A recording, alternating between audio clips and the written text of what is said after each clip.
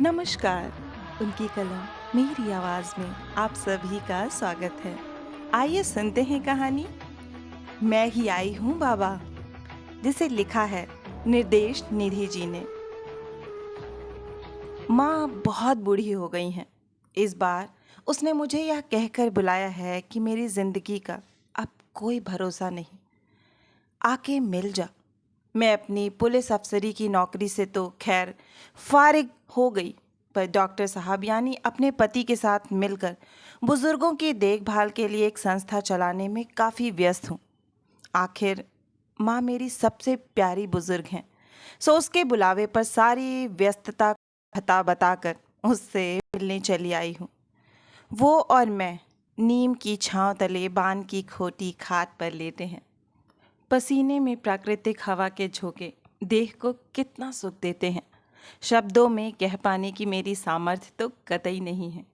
इन हवा के झोंकों ने माँ को बुढ़ापे की थकान की चादर ओढ़ाकर हौले से गहरी नींद में सुला दिया है, और मैं इनकी नशीली थपकियों में जागते हुए भी लगभग सो ही रही हूँ।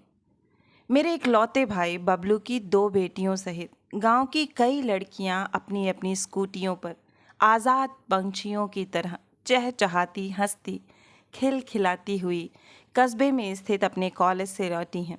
इनकी चहचहाहट ने मुझ उनींदी को चैतन्य कर दिया। बुआ नमस्ते। बुआ जी नमस्ते करती हुई एक दूसरे को छेड़ती छाड़ती ये लड़कियां अपने अपने घर की ओर चली गईं। माँ अपनी बुढ़ापे की थकान के साथ हवा के ठंडे झोंकों के नशे में और भी गहरी नींद में डूबती जा रही हैं, और मैं डूबती जा रही हूँ अपने अतीत की गहरी बावड़ियों में।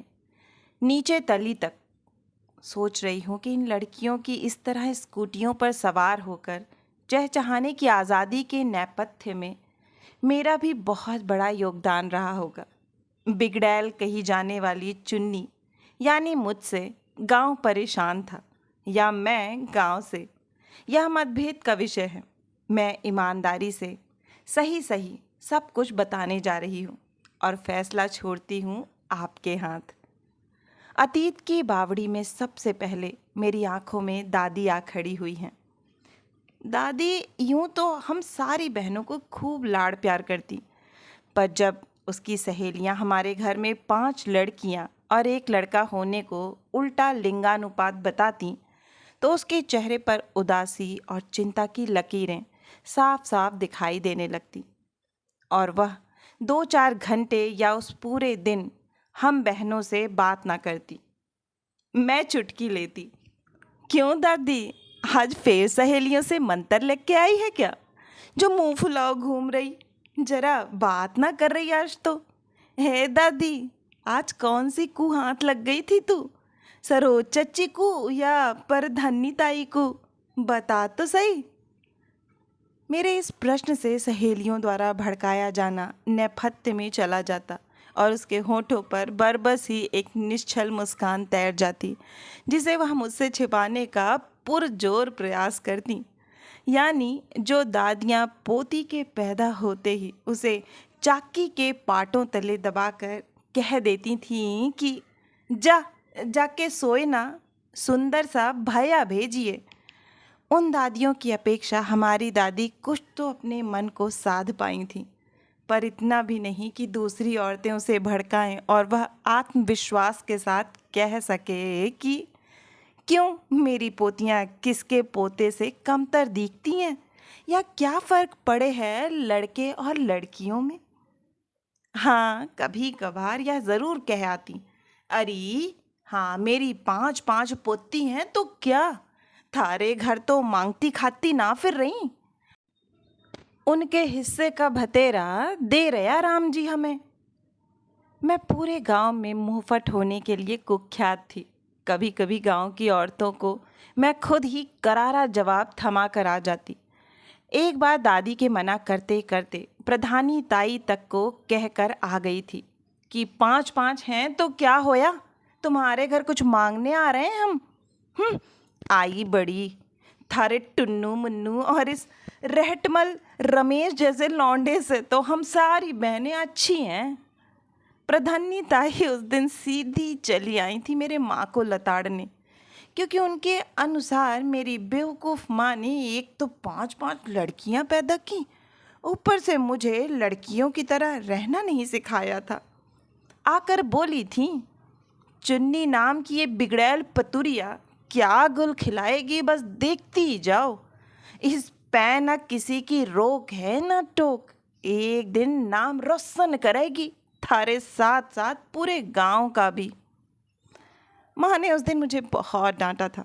सच कहूँ तो माँ और दादी की डांट डूंट से मुझे कोई परहेज भी नहीं रह गया था, ना कोई असर ही होता था, क्योंकि वे दोनों तो मुझे हर बात पर ही डांटती थीं। फिर भी एक बड़ी और 3 छोटी बहनों का तो मैं कहती नहीं, पर मैं घर में रहती उसी शान से जिससे मेरा इकलौता भाई बबलू रहता। कई बरस पहले मोटरसाइकिल चलाते वक्त बाबा की किसी भैंसा बुग्गी वाले से टक्कर हो गई थी। उनके दाहिने पैर के टखने में गंभीर चोट लगी थी, जिसकी वजह से उनका वह पांव सामान्य नहीं हो सका था और उसका एंगल मोटरसाइकिल के ब्रेक पर ठीक नहीं बैठता था। मोटरसाइकिल चलाते वक्त कई बार उन्हें चोट लगते लगते बची थी, अतः धीरे धीरे उनका मोटरसाइकिल चलाना छूट गया था। इसीलिए बाबा ने बबलू को उसके बालिग होने से पहले ही मोटरसाइकिल चलाना सिखा दिया था। अतः वह बबलू की ही हो गई थी, जिसे झाड़ती पोंछती मैं थी, पर बबलू कभी धेला भर एहसान न मानता, क्योंकि उसे अपने घर का इकलौता बेटा होने का पूरा पूरा एहसास था। वह हर समय खुद के लड़का होने के नाते विशिष्ट होने का रोब झाड़ता रहता। उससे बेहद प्यार होने के बावजूद मुझे उसकी यही बात भीतर तक भेद देती और मैं तिलमिला उठती। एक दिन यूं ही बहस करते हुए वह मुझसे कह बैठा, मेरी बराबरी कर लेगी तू? मैं तो मोटरसाइकिल ट्रैक्टर सब चलाऊं हूँ, घर बाजार के 10 काम करूं, तू चला लेगी मोटरसाइकिल ट्रैक्टर, जीत लेगी खेत, कर लागी बाजार के काम। हाँ हाँ, चला लूंगी मोटरसाइकिल ट्रैक्टर, इन्हें चलाने में कौन सी फारसी की आंख है, कोई दे तो मुझे चलाने को। मैंने थोड़ा खिसियाते हुए कहा था बबलू से। खिसियाई हुई कि इस तरफ तो कभी ध्यान ही नहीं गया था कि बबलू मुझसे 2 बरस छोटा होकर भी फर्राटे से बाबा की मोटरसाइकिल और ट्रैक्टर चलाता खेत जोतता था। ले ले, यों रखी चाबी ठा ले, ताले में थोड़ी ही रखी है, ले जा, देखें भला चला भी लेगी। गिरने पड़ने हाथ पैर टूटने की जिम्मेदारी तेरी अपनी, मुझसे मत कहिए कुछ। बबलू ने अकड़ कर चुनौती दी। मैंने चुनौती गंभीरता से ले ली थी और दृढ़ता से कहा था, हाँ हाँ, मेरी अपनी जिम्मेदारी है, तुझे ठेका ना दे रही बबलू ठेकेदार। अपनी जिम्मेदारी खुद लेने का सुख तो मैं ना जाने कैसे बचपन में ही जान गई थी। बबलू के द्वारा दी गई इस चुनौती के बाद मेरे लिए दोनों वाहन चलाना तुरंत सीखना आवश्यक हो गया था। बस थोड़ा डर गिरने, हाथ पैर टूटने का लगा तो, पर इतना नहीं कि वो डर मुझे प्रयास करने से रोक पाता। मैंने दादी दादा, माँ बाबा, गांव वाले सब से लुक छिप कर धड़कते दिल से बबलू के ही साथ बाबा की मोटरसाइकिल पर हाथ साफ करना शुरू कर दिया। गिरी भी, चोट भी खाई, पर मरी नहीं। मेरा ना मरना ही मेरे हार ना मानने का संकेत था। शुरुआती दिनों में मेरे साथ बबलू भी गिरा, गनीमत थी कि चोट लगने से बच गया, पर फिर वो मेरे पीछे कभी नहीं बैठा। मुझे उससे बिल्कुल शिकायत नहीं थी। मेरे लिए यही काफ़ी था कि उसने घर में किसी को बताया नहीं था कि मैं मोटरसाइकिल चलाना सीख रही थी। इस ना बताने के बदले उसके हिस्से के लगभग सभी भारी भरकम काम मैं ही करती थी। मैं मोटरसाइकिल को बिना स्टार्ट किए चुपचाप खींच कर ले जाती। कोई देख लेता तो कह देती, बबलू मगा रहा है। पश्चिम के खेतों की तरफ घने झुंडों कांच से घिरे कच्चे रास्ते पर पहुंचकर उसे स्टार्ट कर दी। कपड़े भी कुछ इस तरह के पहनती कि जल्दी से कोई पहचान न पाए। आंशिक रूप से किसी फटके से अपना चेहरा भी ढके रहती। मोटरसाइकिल को पूरी तरह चलाना सीखने में मुझे अधिक देर नहीं लगी। आखिर मोटरसाइकिल जैसी फटफट कर दहाड़ने वाली चीज़ को कितने दिन छिपा कर चलाया जा सकता था। मेरी सारी सावधानी और चतुराई रखी की रखी रह गई। तब जब जल्दी ही एक दिन हमारे गांव के प्रधान ताऊ जी मुरली सिंह ने मुझे मोटरसाइकिल चलाते हुए देख लिया। प्रधान ताऊ जी के तो सामने से गुजरते हुए भी गांव की सारी लड़कियां डरती थीं। बहुएं तो उनकी परछाई से भी छिप छिपा कर ही गुजरती। ऐसे ताऊ जी को गांव की एक लड़की मोटरसाइकिल चलाती दिख गई थी। बस फिर क्या था, सीधे हमारे घर चले आए थे बाबा को आगाह करने। अभी तक गांव की इज्जत बनी हुई है जिले सिंह, इस लौंडिया को इतना भी आसमान में मत उड़ाओ भई कि यूं खुद तो मुंह के बल गिरें और गिरे भी थारी तुम्हारे ऊपर। पढ़ाने लिखाने की मनाही तो ना थी, पर अब तो हद ही हो गई। गांव के लौंडों की थरो तारी मोटरसाइकिल लियो घूम रही थी। बाबा ने विरोध किया कि चुन्नी को ना किसी और को देख लिया होगा भाई जी आपने, इसे तो आती ना मोटरसाइकिल। मैंने खुद अपनी आंखों से देखा है जिले सिंह, इतनी खराब ना है मेरी नज़र। प्रधान ताऊ जी बाबा की बात बीच में ही काट कर थोड़ी तल्खी से बोले थे। बाबा उत्तर में चुप ही रह गए थे, क्योंकि करने को तो मैं कुछ भी कर सकती थी, बाबा यह तो जानते ही थे। गौर करियो, कुछ ऊंच नीच हो गई तो गांव की लौंडियों के ब्याह होने मुश्किल हो जाएंगे। मैं रोज रोज ना आने का, यहाँ याद दिलाने को। प्रधान ताऊ जी चेतावनी देकर चले गए थे। उस दिन उनके भाषण पर चुप रह जाने से अपमानित होकर बाबा ने मुझसे तो कुछ नहीं कहा था, पर माँ पर बहुत गुस्सा किया मुझे बिगड़ने देने के लिए। उस रात उन्होंने खाना नहीं खाया था। अगर कोई डांट दे तो गलती करने वाला अपनी गलती फिर भी छोटी मान लेता है, परंतु अगर डांटने वाला अपने आप को सज़ा दे तो फिर गलती करने वाले का पछतावा बड़ा हो जाता है। बाबा जब भी किसी बात पर नाराज़ होते तो खाना ना खाकर हमारे पछतावे को बड़ा कर देते। पर ना जाने क्यों उस दिन मुझे कोई अपराध लगा नहीं था अपना, और मैं उस रात बाबा के खाना ना खाने के बावजूद अपने पछतावे का स्वरूप उतना भी पसरा हुआ नहीं देख पाई थी जितना हर बार होता था। इतना तो मुझे विश्वास ही था कि मोटरसाइकिल चलाना सीख लेना खून का अपराध तो था नहीं कि मुझे फांसी दे दी जाती, या किसी ठाकुर की बेटी का अपने ही गोत्र के लड़के से प्रेम करने जैसा संगीन अपराध भी तो नहीं था जिसकी वजह से खाप पंचायतें मुझे मौत की सज़ा सुना देती। कुछ भी हो, पर उस दिन के बाद बाबा की भ्रकुटियाँ मेरी तरफ हमेशा के लिए तन गई थीं। मेरे और उनके बीच वार्तालाप ना के बराबर ही रह गया था। माँ ने उस दिन मुझे खाना दिया तो थोड़ी सी ना नुकुर की थी मैंने, फिर लगा कि माँ कहीं वापस ही ना ले जाएं, अतः मैंने थाली उनके हाथ से ले ली और छक कर खाना खाया।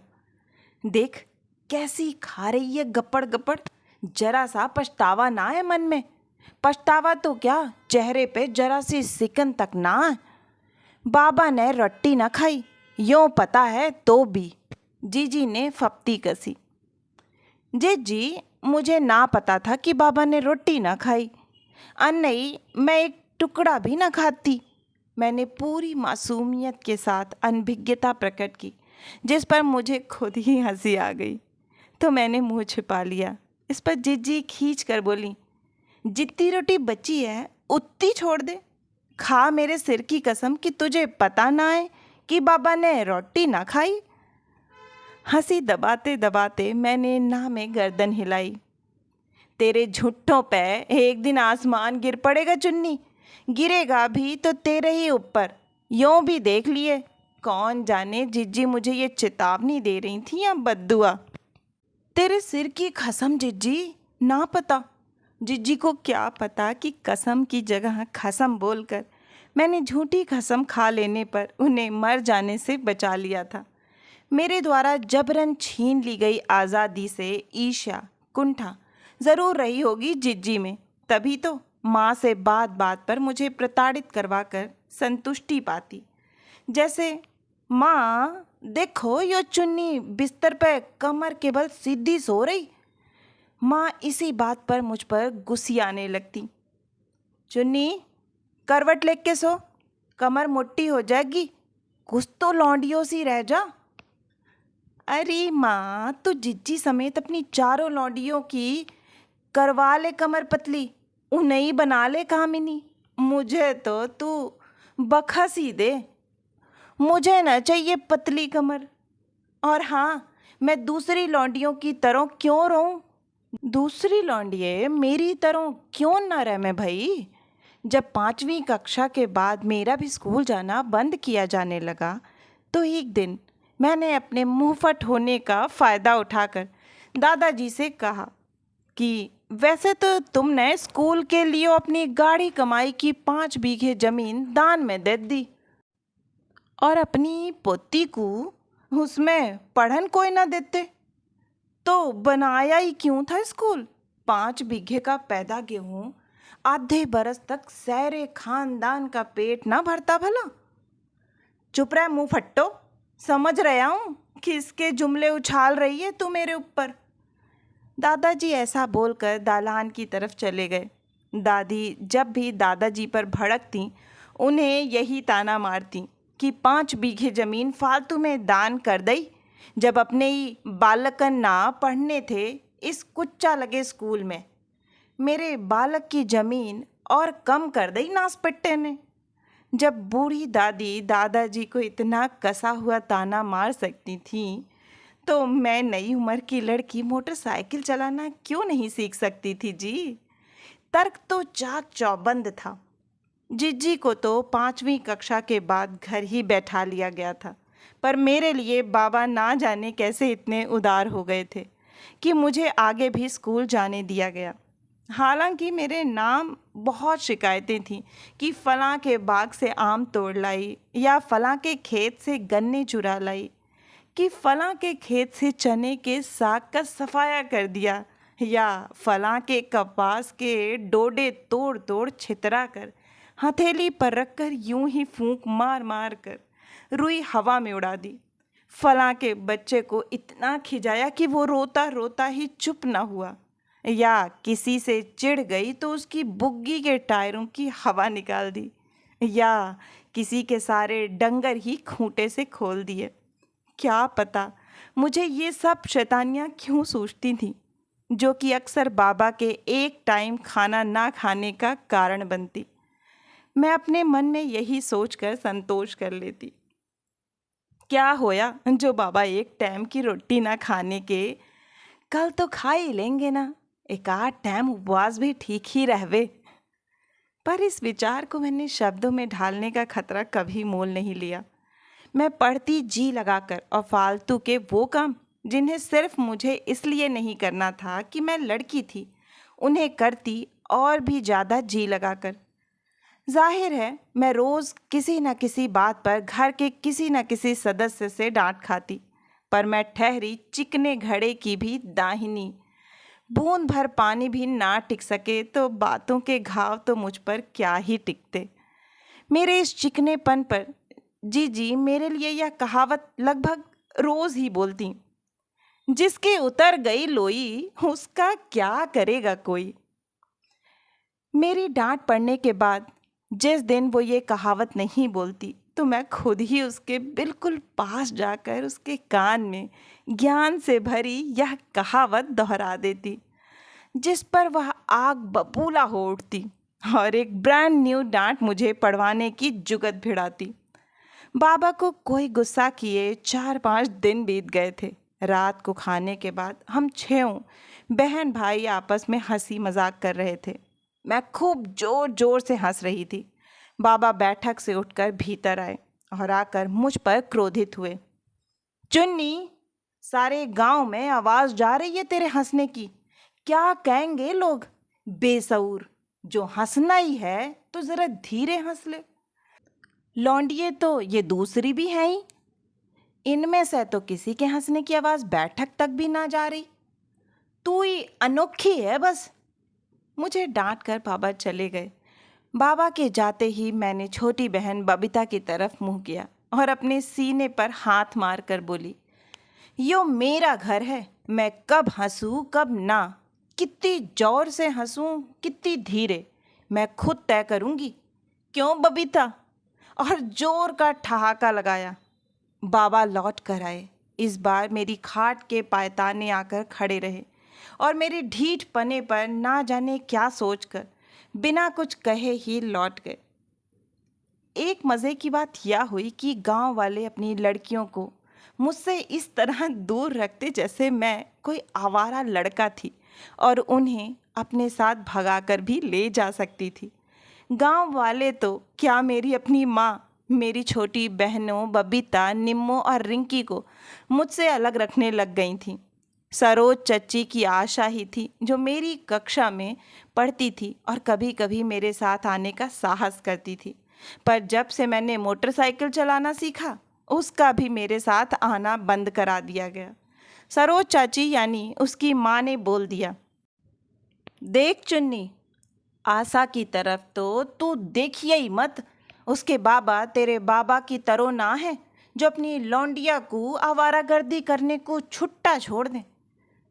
मतलब मेरे बाबा खराब हैं चच्ची?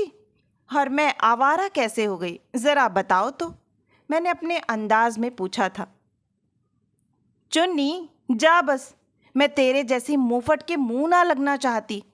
जो छोटा देखे ना बड़ा, गांव के लौंडों की तरह आवारा बनी घूमती रह बस। गांव के सारे लौंडे बुरा मान जाएंगे चच्ची, सभी को आवारा बता रही हो, सोच लो। सरोज चाची ने अपने सिर पर पड़ा पल्ला मेरी तरफ वाले अपने मुंह पर भी डाल लिया। इस तरह आशा का साथ भी छूट गया। अब मेरी कोई दोस्त नहीं थी। वैसे भी मैं गांव की या कक्षा की चट्टी बट्टियों को अपने सामने समझती ही कुछ नहीं थी। एक बार कक्षा में अंग्रेजी के मास्टर जी ने जीनियस का अर्थ बताने के बाद यह कहा था कि जीनियस का कोई दोस्त नहीं होता।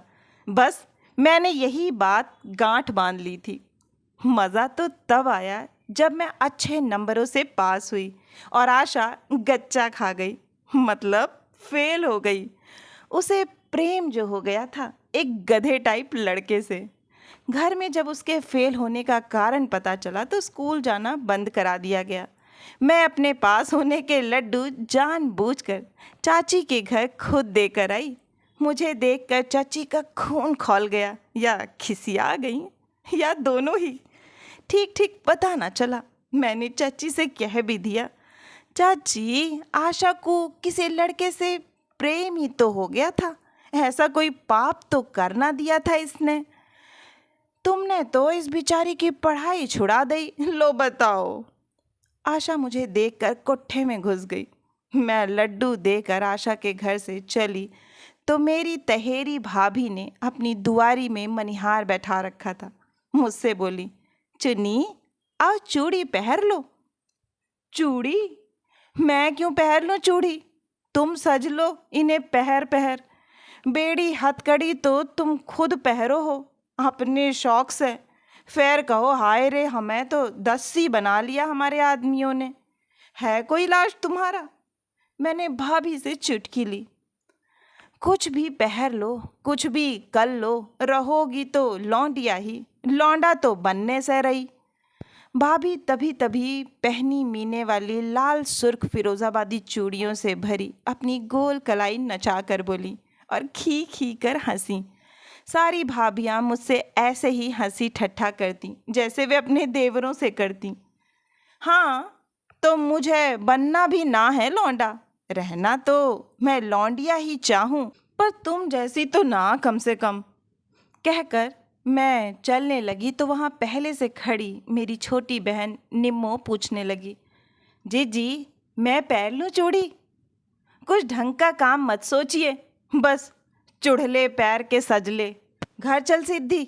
मैंने कसकर उसका हाथ पकड़ा और लगभग घसीटते हुए घर की तरफ चली।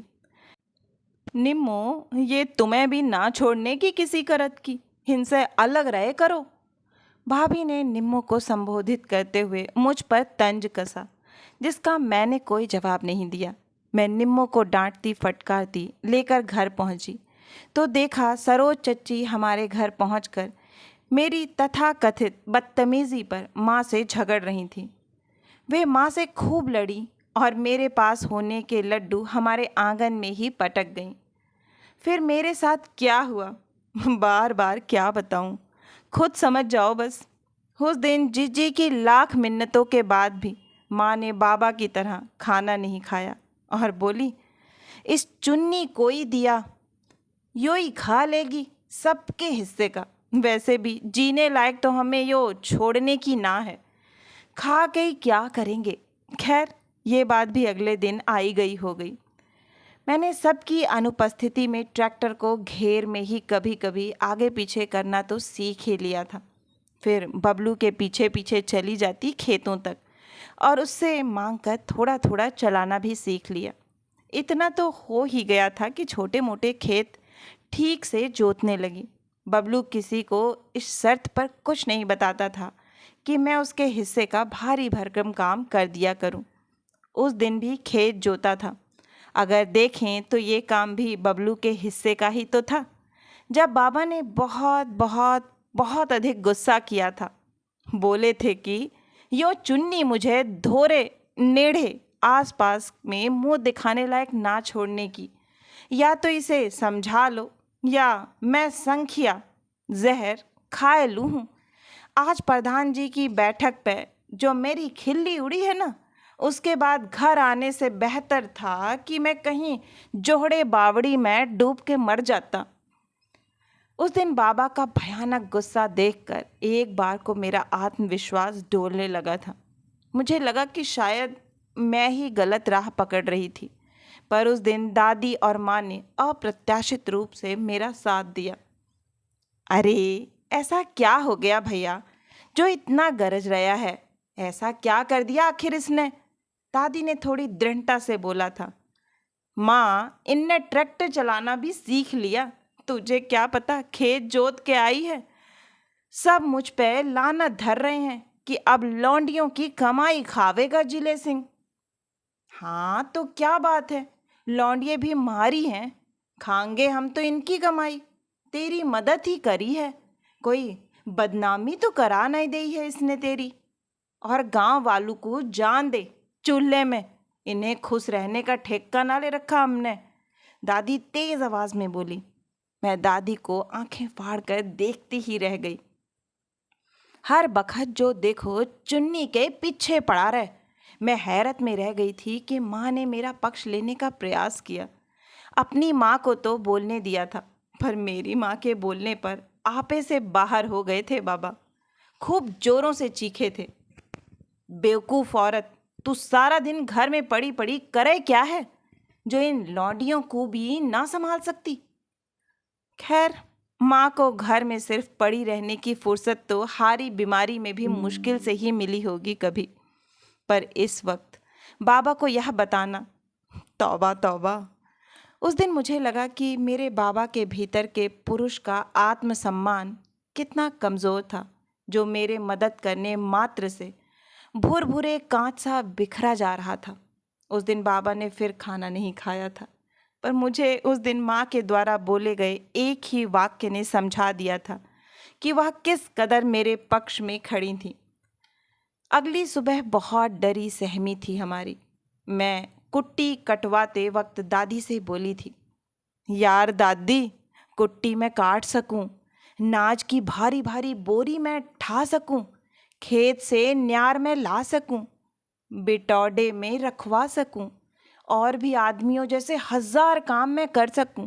बबलू के हिस्से के लगभग सारे काम मैं कर सकूं। बस ना चला सकूं तो मैं मोटरसाइकिल, ट्रैक्टर ही ना चला सकूं, ना जा सकूं तो बाजार ही ना जा सकूं। मतलब यूं कि मैं घर से बाहर निकलने का कोई काम ना कर सकूं। और कुछ भी ना, बस बात यूं है कि लौंडियों को निकलने ही मत दो घर से, अन्य दस्युओं के अकाल पड़ जाएंगे। दादी बिल्कुल चुप रहीं। मैं फिर बोली, तो आज सुन ले फिर, जो मैं वो ना कर सकूं तो काटने की मैं कुट्टी भी ना हूं, ना ठाऊं नास की बोरी, और जी न लाऊं न्यार, और बबलू के हिस्से का तो कोई काम मैं करने की ना हूं आज से। करवाई ये सब भी अपने फर्जमंद बबलू से ही। पहले दिन बाबा की बोलती बंद कर देने वाली दादी उस दिन मुझसे कुछ नहीं बोली।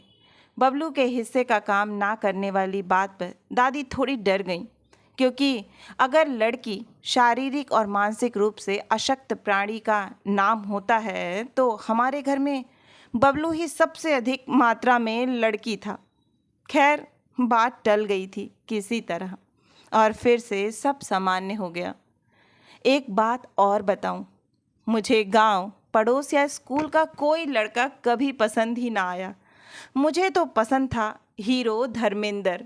मैं जाड़ों में दादी के साथ उसी के कोठे में सोती। उसी कमरे में धर्मेंद्र का बड़ा सा पोस्टर खुद बाजार से लाकर चिपका लिया था। दादी ने कहा था, है बेटियो, किसकी तस्वीर लगा लई है तेने? गैर मर्दों की तस्वीर ना लगाए करते अपने कोठे में।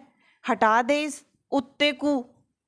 यो गैर मर्द दिख रहा तुझे? उत्ता दिख रहा? हरी जा दादी, यो गैर ना है, यो शिवजी का बेटा है, शिवजी का।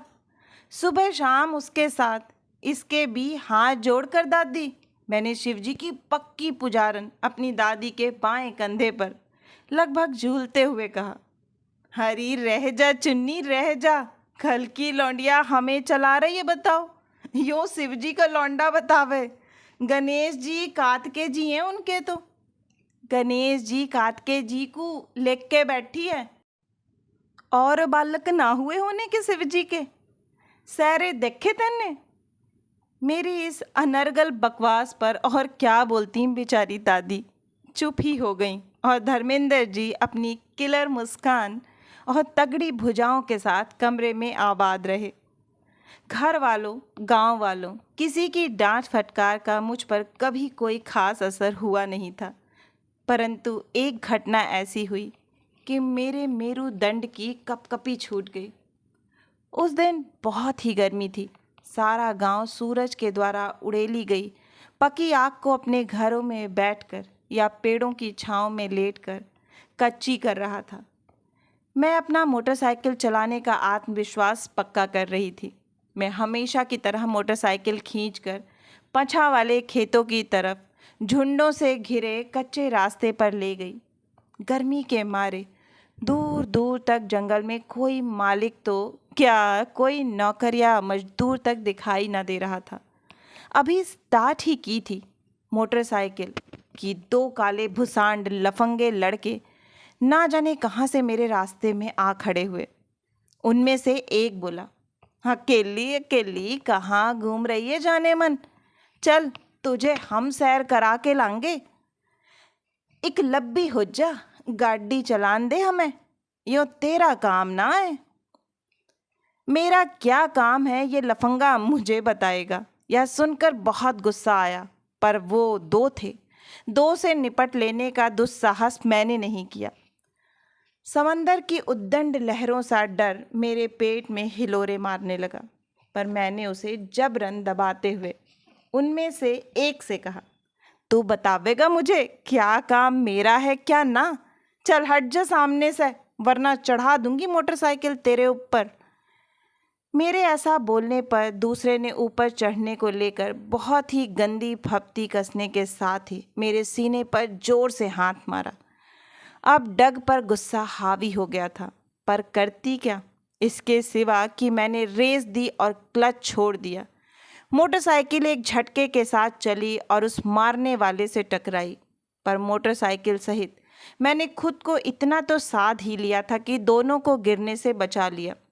मैं समझ गई जिस बात की तरफ मेरा ध्यान ही नहीं था, मुझे लेकर वही बाबा का सबसे बड़ा डर रहा होगा। मैं बाबा से पूछना चाहती थी कि इन भेड़ियों की वजह से अपनी आज़ादी पसंद बच्चियों को कैदी बनाना कहाँ की बुद्धिमत्ता है, या उनका मन मारना कहाँ की चतुराई है। मारना ही है तो उन भेड़ियों को मार डालो ना बाबा, जो तुम्हारी बच्चियों से भी ज़्यादा खौफ तुम्हारे अंदर भरते हैं, जिनकी वजह से अपनी बच्चियों को बाहर भेजने से पहले तुम्हारी रूह कांपती है। बिना किसी संबंध वाला भी मर्द ही हमें बताएगा कि क्या काम हमारा है और क्या नहीं। मैं अपने सीने पर उस लफंगे के हाथ मारने से बहुत आहत हुई थी। रह रह कर क्रोध उमड़े जा रहा था। मन कर रहा था कि उसका खून ना भी करूं तो कम से कम उसका वो हाथ तो तोड़ ही दूं जिससे उसने मारा था। फिर यह सोचकर तसल्ली कर ली कि सीने को विशेष दर्जा मत दे चुन्नी, वह भी शरीर का एक हिस्सा भर ही है, दूसरे हिस्सों की तरह। इसे इज्जत विज्जत अस्मिता वस्मिता से मत जोड़, बढ़ी चल। कुछ भी हो, अपनी हार तो नहीं मानी थी मैंने उस दिन। यही सोचा कि दो पुरुष तो अकेली मुझ पर क्या, अकेले किसी भी पुरुष पर भारी ही पड़ते। सो यह मुकाबला बराबरी का था ही नहीं। झूठ नहीं बोलूंगी, इस घटना का खौफ महीनों रहा था मुझ में। खौफ से भी अधिक उन दोनों के हाथ पैर ना तोड़ पाने का मलाल रहा था। उस दिन यह तो अच्छा ही हुआ था कि वो दो थे, नहीं तो मुझ पर खून का मुकदमा होना तो तय ही था।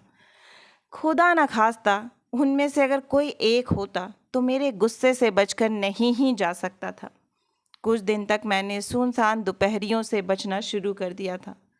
बबलू थोड़ा व्यंग से कहता, क्या होया, आजकल तेरी उड़ान थम कैसे गई चुन्नी?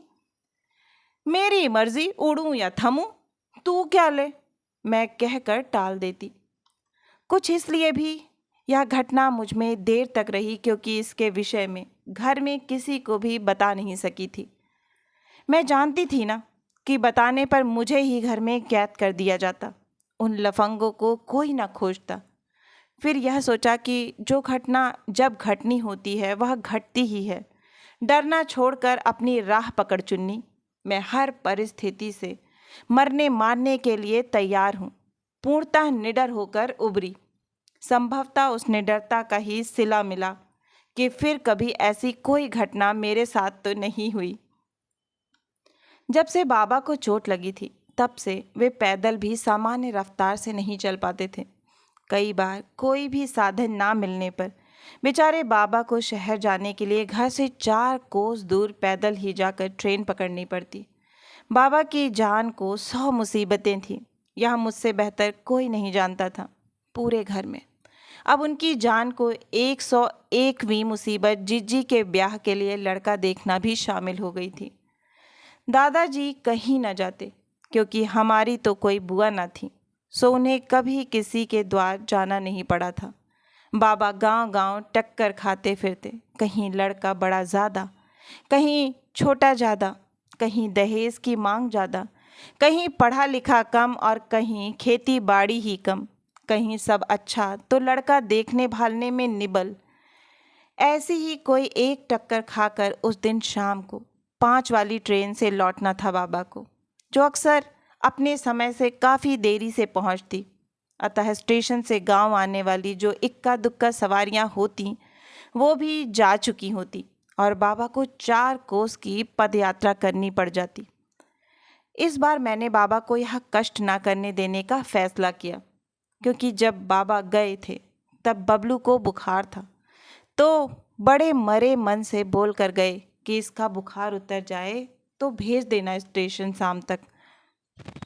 पर उसका बुखार उतरा नहीं था।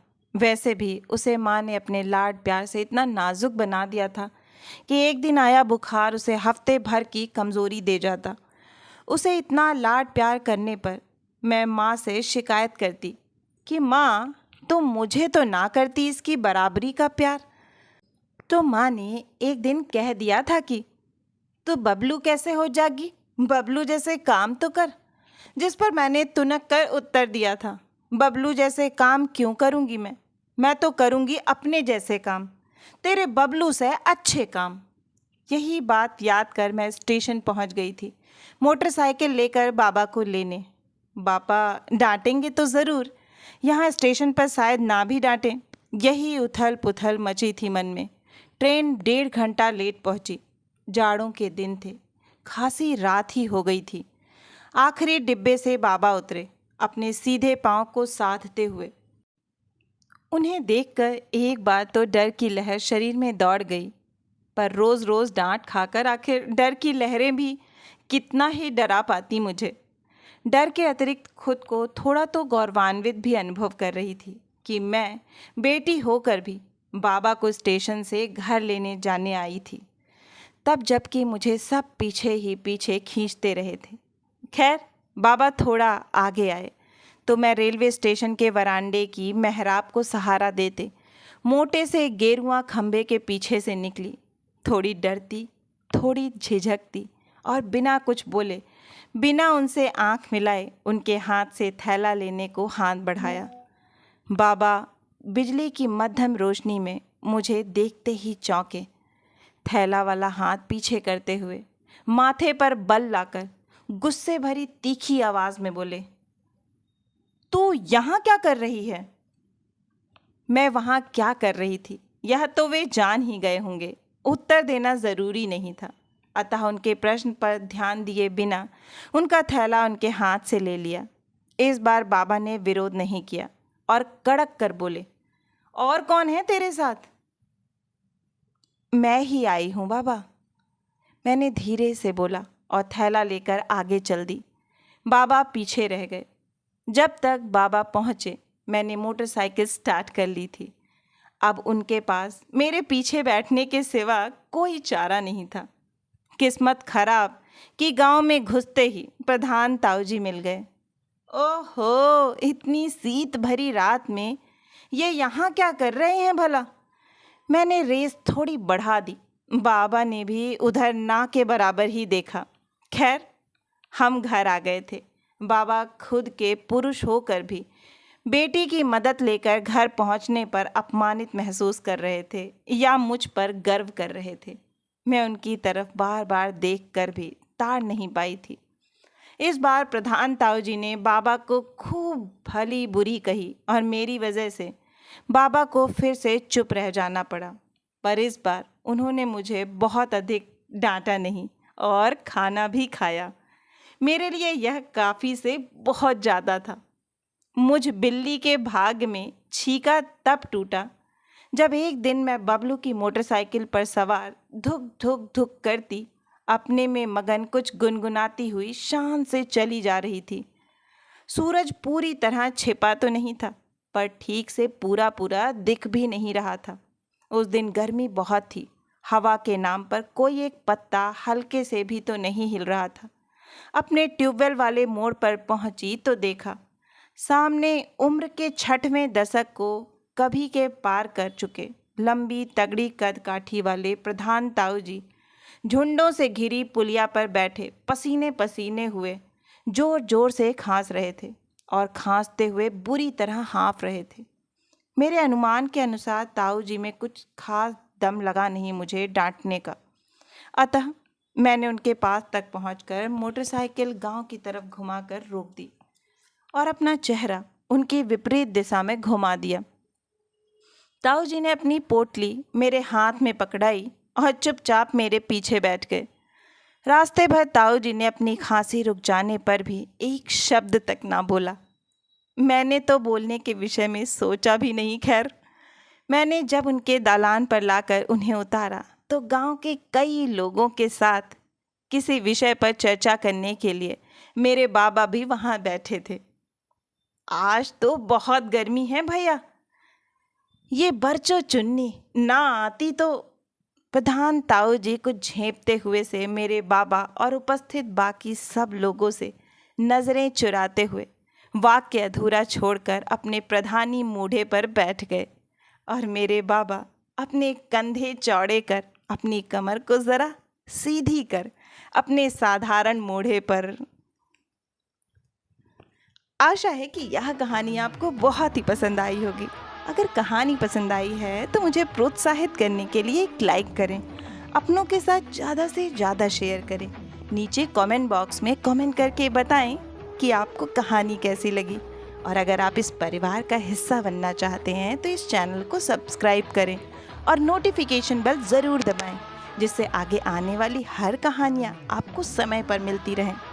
फिर मिलती हूँ एक नई कहानी या कविता के साथ। तब तक के लिए आप सभी का कहानी सुनने के लिए बहुत बहुत धन्यवाद।